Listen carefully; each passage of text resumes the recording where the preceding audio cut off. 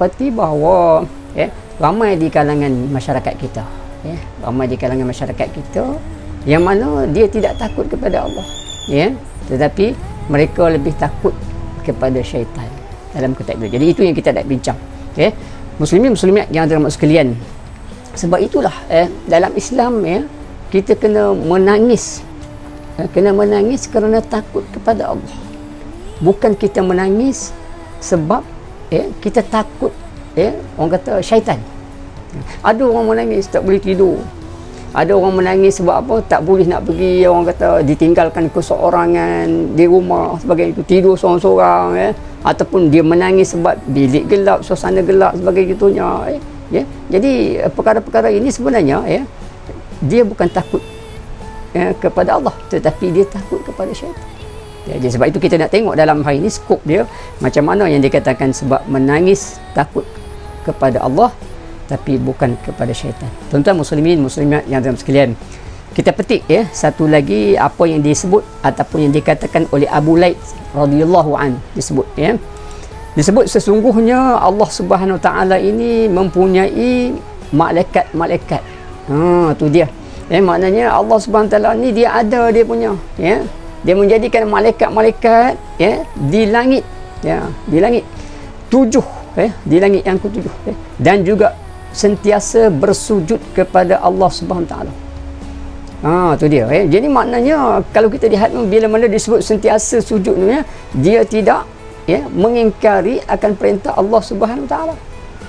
Itu dia. Jadi sebab itulah kalau kita lihat ada malaikat yang ditugaskan untuk menjaga manusia. Contoh kalau kita faham tuan-tuan, di sebelah kanan kita, di sebelah kiri kita juga ada malaikat. Antaranya yang menulis kebajikan, yang menulis keburukan kita. Sebab itu juga malaikat sebagai itu. Sebab itulah kata Abu Laid tadi, maka Allah ciptakan malaikat itu sampai bila? Mereka ini sampai hari yaumul qiyamah, sampai hari kiamat tuan-tuan, dalam kitab gitu. Dan mereka takut menderhakai Allah.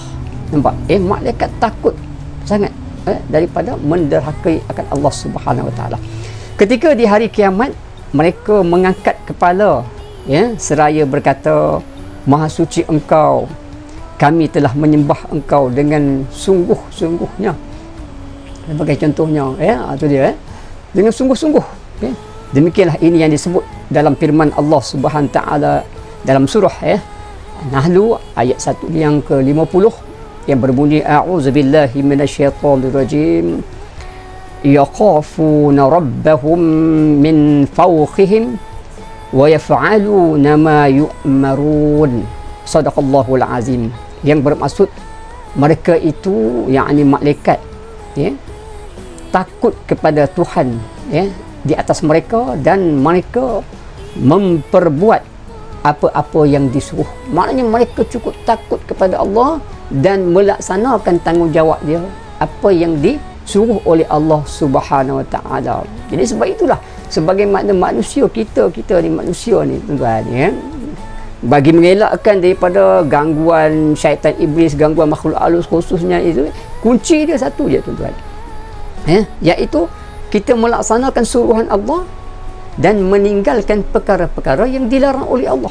Itu dia punya keyword, melaksanakan ibadah insya-Allah. Tapi rata-rata kalau kita lihat pengalaman ustaz, ramai yang mana datang jumpa ustaz ini, bila kita tanya apa ustaz, mudah saja ustaz sebut, tadi pun baru turun petang tadi, saya tanya, okey, puan tidur, puan baca apa?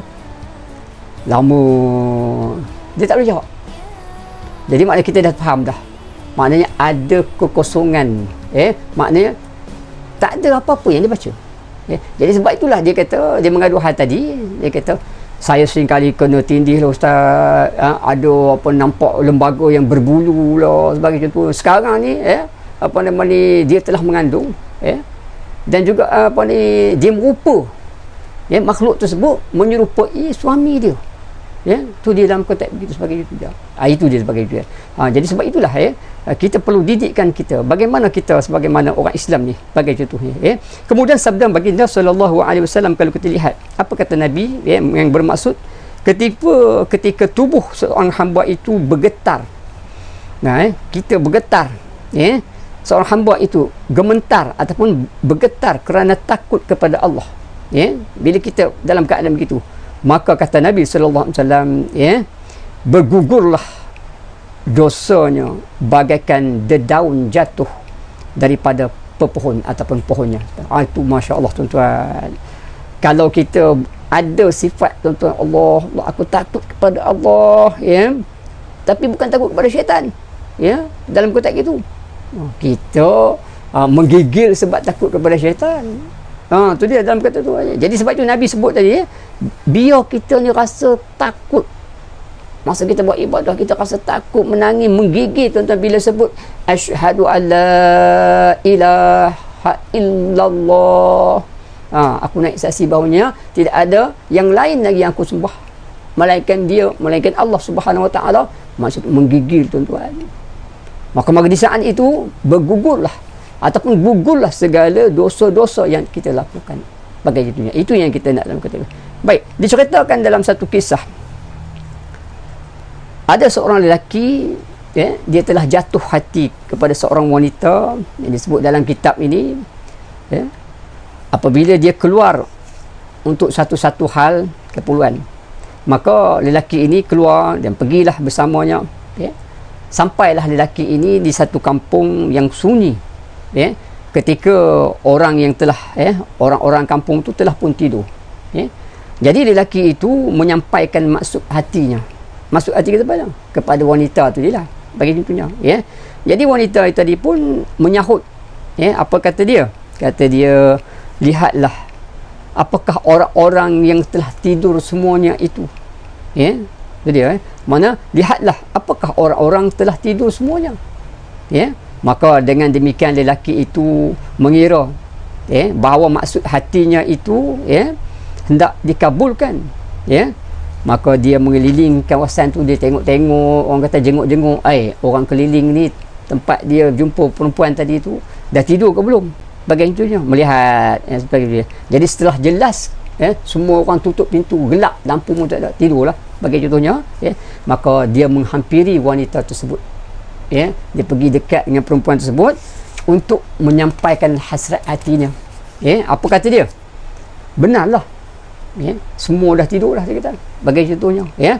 Lalu wanita itu bertanya kepada lelaki-lelaki tadi, ya, bagaimanakah pendapat tuan hamba ataupun kamu dengan Allah?